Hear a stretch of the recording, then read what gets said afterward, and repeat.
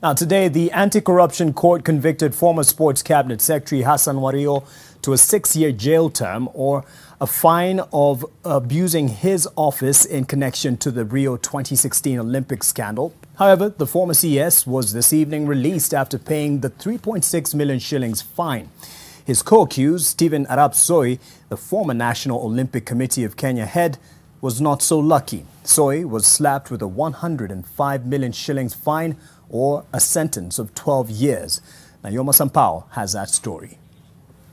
While delivering her judgment, Chief Magistrate Elizabeth Juma said the court was not only giving a retribution sentence, but a restorative sentence to recover money lost in the Rio 2016 scandal.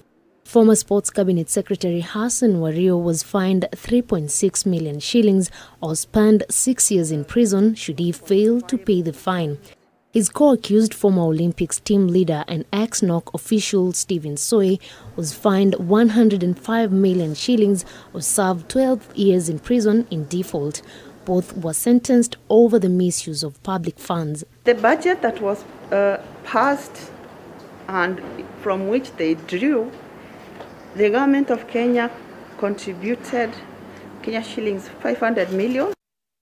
The evidence that there was a saving of 200 million is a woodwing to the public that there was prudent spending, while in actual sense the budget was exaggerated.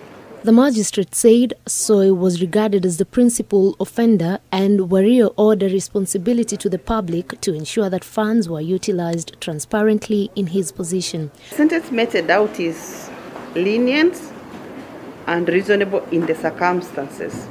The lawyer representing Stephen Soy argued that his client was not acting alone when making approvals for the allowances to attend the Rio Olympics. Soy was facing 3 counts of abuse of office and 3 counts of willful failure to comply with procedures relating to the management of public funds. Be sure that we'll be in the Court of Appeal because we do not agree with the judgment. We find that there are several grounds, there are several things that the court did not take into consideration. At least 88.6 million was allegedly embezzled in the 2016 scandal.